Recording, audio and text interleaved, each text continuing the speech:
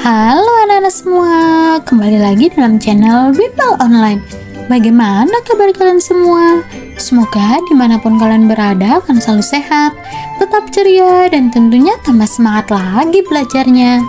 Nah anak-anak, sebelum kita lanjut ke video pembelajaran kita kali ini, jangan lupa di subscribe dulu ya, agar anak-anak tidak ketinggalan akan video-video terbaru dari channel Bimbel Online. Anak-anak semua, di video pembelajaran kita kali ini, kita akan sama-sama membahas dan mempelajari mata pelajaran IPAS untuk kelas 5 kurikulum merdeka. Yaitu kita akan sama-sama belajar di bab 7 di bagian topik B, yaitu kondisi perekonomian di daerahku. Nah anak-anak, untuk pembelajaran kita kali ini ada di halaman 199 sampai 205 di buku kalian. Nah sekarang apakah anak-anak sudah siap? Kalau sudah siap, yuk kita langsung saja mulai pembahasannya. Perhatikan baik-baik ya. Adapun tujuan pembelajaran kita kali ini pada topik B ini anak-anak, yang pertama diharapkan anak-anak dapat mengidentifikasi aktivitas ekonomi yang ada di daerah tempat tinggalnya. Yang kedua, anak-anak dapat menentukan aktivitas ekonomi andalan daerahnya. Dan yang ketiga, anak-anak dapat memberikan pendapat bagaimana meningkatkan kondisi perekonomian daerah tempat tinggalnya. Nah, inilah tujuan pembelajaran kita pada topik B kali ini. Nah, sekarang ada beberapa pertanyaan esensial di topik B kali ini, yaitu kondisi perekonomian di daerahku. Pertanyaan esensial yang nomor 1, apa saja bentuk aktivitas perekonomian di daerahku? Nah, ini bervariasi anak-anak. Di sini kakak mencontohkan.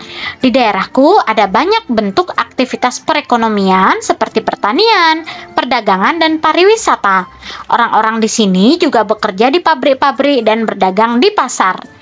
Pertanyaan nomor 2, apakah aktivitas perekonomian andalan daerahku? Nah, ini andalanku adalah pertanian, terutama tanaman seperti padi dan kopi. Banyak petani di sini yang mengandalkan hasil pertanian untuk mencari nafkah. Yang ketiga, apa yang bisa dilakukan untuk meningkatkan kondisi perekonomian daerahku? Nah, yang bisa dilakukan adalah menjaga tanaman dan hewan dengan baik. Nah, yuk kita baca percakapan ini dulu. Ayah berangkat kerja ya, Bu? Dara juga berangkat sekolah, Bu. Iya, hati-hati di jalan. Nah, anak-anak semua, pernahkah kalian memperhatikan kesibukan pagi hari di sekitar kalian? Pada pagi hari, seluruh warga akan sibuk mempersiapkan diri untuk beraktivitas hari itu. Anak-anak bersiap untuk sekolah, ayah bersiap ke tempat kerja, bahkan mungkin ibu juga bersiap bekerja atau pergi ke pasar untuk membeli kebutuhan keluarga. Ya, di pagi hari, aktivitas ekonomi masyarakat mulai kembali bergerak. Seperti yang kalian ketahui, aktivitas ekonomi adalah kegiatan yang dilakukan oleh manusia untuk memenuhi kebutuhannya. Lalu, apa saja aktivitas ekonomi yang dilakukan masyarakat? Yuk, kita pelajari bersama ya. Nah, sekarang yuk kita bahas anak-anak. Anak-anak semua secara umum ada 8 jenis bidang usaha aktivitas ekonomi yang dilakukan manusia. Yaitu yang pertama anak-anak dalam bidang pertanian, yaitu suatu jenis aktivitas usaha yang menekankan kepada pengolahan tanah dan bercocok tanam. Jenis tanaman di bidang pertanian ini berupa tanaman pangan. Yang kedua dalam bidang peternakan, nah yaitu jenis aktivitas usaha yang merawat dan mengembangbiakkan hewan-hewan tertentu. Nah, biasanya hewan yang diternakkan merupakan hewan yang memiliki nilai ekonomis. Dalam arti, kelak hewan-hewan ini diperjualbelikan baik dalam bentuk hewannya maupun dalam bentuk daging yang bisa dikonsumsi oleh manusia. Nah, kemudian bidang usaha yang ketiga anak-anak yaitu adalah perikanan, yaitu semua kegiatan yang berhubungan dengan pengelolaan dan pemanfaatan sumber daya ikan dan lingkungannya, mulai dari praproduksi, produksi, pengolahan, sampai dengan pemasaran. Nah, bidang yang keempat yaitu dalam bidang perkebunan anak-anak, yaitu segala kegiatan yang mengusahakan tanaman tertentu pada tanah atau media tumbuh lainnya dalam ekosistem yang sesuai. Kemudian, barang dan jasa hasil tanaman tersebut diolah dan dipasarkan dengan bantuan ilmu pengetahuan dan teknologi, permodalan, serta manajemen untuk mewujudkan kesejahteraan bagi pelaku usaha perkebunan dan masyarakat, anak-anak. Lanjut ke bidang berikutnya, yaitu bidang yang kelima, anak-anak. Ada bidang pertambangan. Nah, yaitu suatu aktivitas ekonomi yang meliputi penelitian, pengelolaan, dan pengusahaan mineral dan batu bara dengan cara menambang atau menggali permukaan tanah atau melakukan eksplorasi dasar laut. Bidang yang keenam ada perdagangan, anak-anak, yaitu suatu kegiatan ekonomi yang menghubungkan produsen dengan konsumen. Yang ketujuh ada bidang perindustrian, yaitu suatu aktivitas ekonomi yang mengolah bahan baku menjadi bahan setengah jadi atau barang jadi. Dan bidang yang kedelapan yaitu jasa atau layanan, yaitu sebuah aktivitas ekonomi yang melibatkan interaksi dengan konsumen namun tidak terjadi pemindahan kepemilikan atas suatu barang. Anak-anak semua, aktivitas-aktivitas ekonomi tersebut di berbagai wilayah dapat berbeda karena dipengaruhi oleh beberapa faktor, anak-anak, yaitu faktor yang mempengaruhi yang pertama yaitu kondisi geografis. Nah, letak suatu daerah sangat mempengaruhi bentuk aktivitas ekonomi yang dilakukan masyarakat daerah tersebut. Secara geografis, Indonesia merupakan negara kepulauan, sehingga Indonesia termasuk negara maritim yang sekaligus termasuk negara agraris. Karena itu, aktivitas ekonomi di berbagai daerah di Indonesia pun beragam. Nah, letak geografis di pantai, anak-anak. Secara geografis, pantai berbatasan dengan laut, di mana di laut terdapat berbagai sumber daya alam, baik sumber daya alam hayati maupun non-hayati. Mayoritas masyarakatnya beraktivitas di laut sebagai nelayan yang kemudian menjual hasil tangkapannya. Pantai juga merupakan sumber daya alam yang dapat dimanfaatkan keindahan alamnya, sehingga banyak wilayah pantai di Indonesia menjadi tempat wisata. Yang kedua, kondisi geografis di dataran tinggi dan pegunungan. Lokasinya berada di wilayah perbukitan atau pegunungan. Kondisi udara yang sejuk menyebabkan wilayah ini menjadi tempat yang cocok sebagai wilayah pertanian dan peternakan. Pegunungan juga memiliki potensi alam yang menarik, sehingga tidak jarang dijadikan lokasi wisata, anak-anak. Selanjutnya, pada dataran rendah, anak-anak. Nah, wilayah dataran rendah biasanya berkembang menjadi sebuah perkotaan.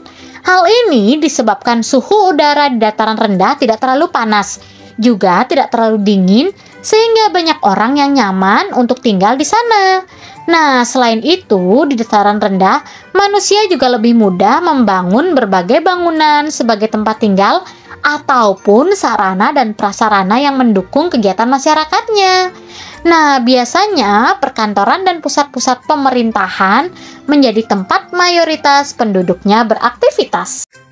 Nah, yang kedua, anak-anak, sumber daya alam yang dimiliki, yaitu yang pertama, sumber daya alam. Nah, sumber daya alam ini, anak-anak, Indonesia memiliki sumber daya alam yang beragam di berbagai wilayah Indonesia. Ada dua jenis sumber daya alam, yaitu yang pertama, ada sumber daya alam hayati dan sumber daya alam non-hayati. Sumber daya alam ini menjadi faktor penyebab berbedanya kondisi ekonomi antar daerah. Yang kedua adalah sumber daya manusia. Nah, sumber daya manusia merupakan faktor tenaga kerja yang akan mengelola semua sumber daya alam yang tersedia. Nah, tenaga kerja yang kompeten dan dapat mengoptimalkan pemanfaatan sumber daya alam daerah tertentu akan sangat membantu meningkatkan kondisi perekonomian di daerah tersebut, anak-anak. Nah, selain itu, anak-anak, kondisi perekonomian di suatu daerah juga dapat didukung oleh beberapa faktor. Yang pertama, tentunya ada sarana dan prasarana, anak-anak, yaitu untuk mengolah, memproduksi, dan mendistribusikan sumber daya alam di suatu tempat ke tempat lain. Nah, manusia memerlukan pendukung lain seperti sarana jalan, bangunan pasar, alat transportasi untuk proses distribusi, alat-alat pekerjaan seperti alat-alat pertanian maupun mesin produksi. Dan sarana dan prasarana ini akan sangat memudahkan manusia untuk mengolah, memproduksi, dan mendistribusikan sumber daya alam yang mereka miliki. Nah, yang kedua, anak-anak, adanya kemajuan teknologi.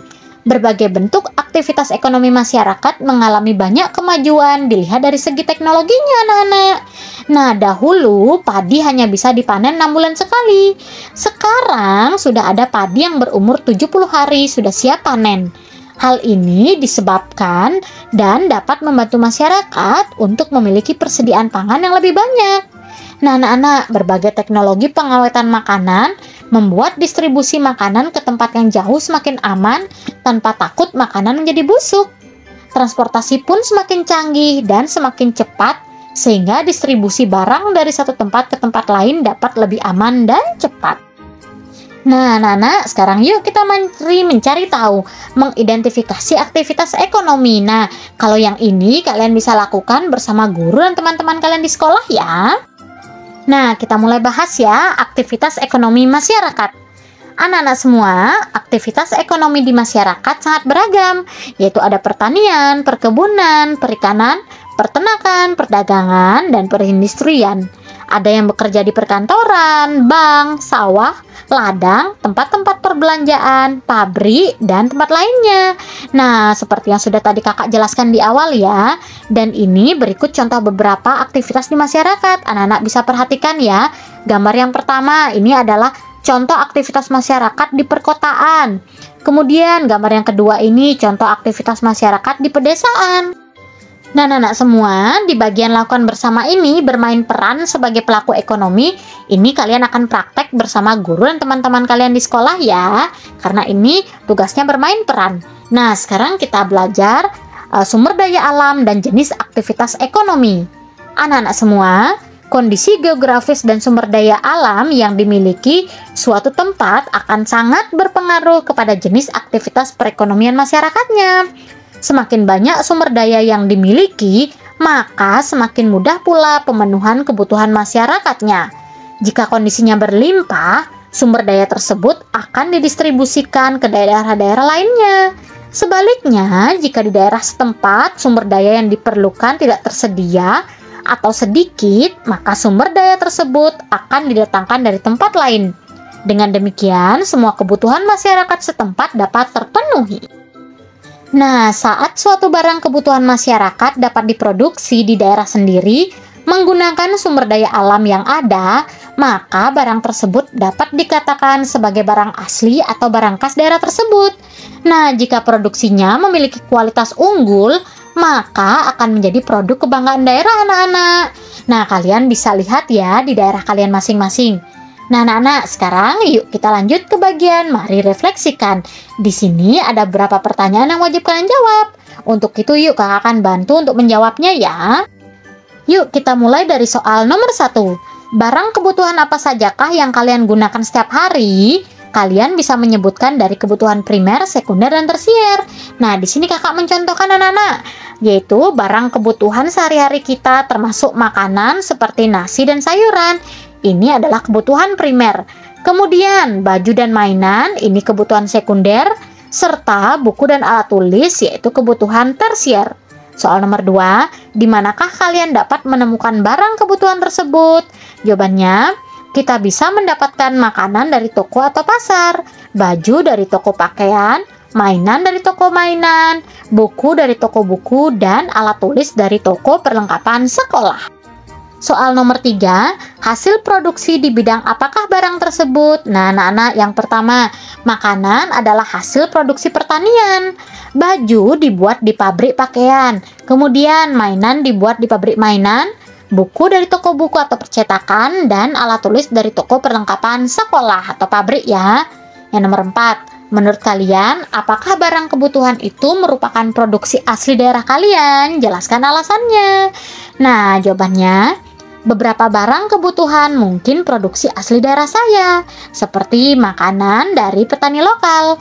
Namun, ada barang yang berasal dari tempat lain, seperti mainan atau buku dari pabrik di tempat lain. Alasannya bisa karena daerah saya tidak ada pabrik yang memproduksi barang-barang tersebut. Kemudian soal nomor 5, adakah barang kebutuhan di rumah kalian yang bukan merupakan produk daerah kalian? Pasti ada ya anak-anak. Di rumah juga ada barang kebutuhan yang bukan merupakan produk daerah saya, seperti mainan yang dibuat di tempat lain atau buku yang dicetak di penerbit dari luar daerah. Nomor 6, saat ini kalian termasuk konsumen yang merupakan salah satu pelaku ekonomi daerah kalian. Sebagai konsumen, apa yang akan kalian lakukan untuk meningkatkan perekonomian daerah kalian? Nah, anak-anak, di sini kakak mencontohkan. Sebagai konsumen, kita bisa mencoba membeli produk-produk lokal daerah kita, seperti produk pertanian lokal. Nah, dengan cara itu kita bisa membantu petani dan produsen setempat yang pada gilirannya dapat meningkatkan perekonomian daerah itu sendiri. Oke, kita lanjut ya anak-anak, yang nomor 7. Jadi, hal apa yang bisa dilakukan untuk meningkatkan perekonomian daerah kalian? Nah, di sini kakak mencontohkan anak-anak. Untuk meningkatkan perekonomian daerah kita juga bisa berpartisipasi dalam kegiatan ekonomi lokal, mendukung produsen dan petani setempat, serta menjaga kebersihan serta kelestarian lingkungan agar lingkungan kita tetap bersih dan terawat. Yuk kita belajar lebih lanjut. Faktor pendukung kondisi perekonomian daerah. Nah, selain kondisi geografis dan kesediaan sumber daya, faktor lain yang mendukung kondisi perekonomian di suatu daerah dapat kalian pelajari melalui cuplikan berita ini. Nah, yang pertama, bangunan, jembatan, dan jalan atau infrastruktur. Nah, di sini ada berita anak-anak, yaitu Senin 30 Januari 2017. Akibat kerusakan jalan di kilometer 20 Berau, pasokan gas dan ayam terhambat. Nah, ini pelajari anak-anak ya cuplikan berita ini. Nah, faktor yang kedua ada teknologi. Nah, seperti yang sudah kakak jelaskan di awal ya anak-anak. Nah, di sini pada tahun 2017, para petani padi di Kabupaten Purbalingga mulai beralih menanam padi jenis unggul yang memiliki masa panen yang lebih pendek, yaitu 70 hari. Padi ini lebih tahan lama dan memiliki daya tahan yang lebih kuat terhadap lingkungan, tidak mudah roboh dan bisa memiliki bulir padi sampai 400 bulir di setiap rumpunnya. Nah, anak-anak, dengan adanya teknologi, padi kalau dulu itu panennya 3-4 kali dalam setahun. Nah, sekarang 70 hari saja sudah bisa panen anak-anak berkat adanya teknologi. Nah, faktor yang ketiga adalah sumber daya manusia. Nah, Kementerian Kelautan dan Perikanan atau KPP melalui Badan Riset dan Sumber Daya Manusia Kelautan dan Perikanan terus berupaya meningkatkan kapasitas pelaku utama dan pelaku usaha sektor kelautan dan perikanan anak-anak. Nah, dengan adanya ini, setiap pelaku utama, baik nelayan, pembudidaya, pengolah ikan, harus memanfaatkan kompetensi yang telah dipelajari dan aktif mengembangkan diri sendiri sehingga mampu bersaing dan meningkatkan usaha yang dijalankan anak-anak. Nah, dengan adanya ini, sumber daya manusia juga berpengaruh terhadap sumber daya yang ada. Nah, anak-anak, itu tadi pembahasan kita pada topik B kali ini ya.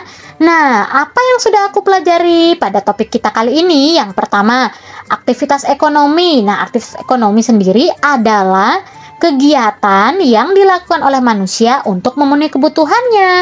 Nah, aktivitas ekonomi masyarakat terdiri yaitu atas bidang pertanian, perkebunan, perikanan, industri, peternakan, perdagangan, jasa maupun pertambangan. Nah, aktivitas ekonomi di suatu daerah bergantung pada kondisi geografis, sumber daya alam, sumber daya manusia, serta sarana dan prasarana yang ada di daerah tersebut. Yang keempat, aktivitas ekonomi mempengaruhi kondisi perekonomian di suatu daerah. Dan yang kelima, sumber daya manusia yang berkualitas sangat membantu meningkatkan kondisi perekonomian di suatu daerah. Nah, inilah yang sudah kita pelajari pada topik B kali ini anak-anak. Semoga dengan video ini dapat membantu kalian dalam belajar ya anak-anak. Nah, di akhir video ini kakak berharap dimanapun kalian berada tetap semangat belajarnya, sehat selalu dan tentunya tambah semangat lagi belajar bersama channel Bimbel Online. Thanks for watching, see you next time, bye-bye anak-anak hebat. Jangan lupa di like, komen, subscribe, dan share juga ke teman-teman kalian. Bye-bye.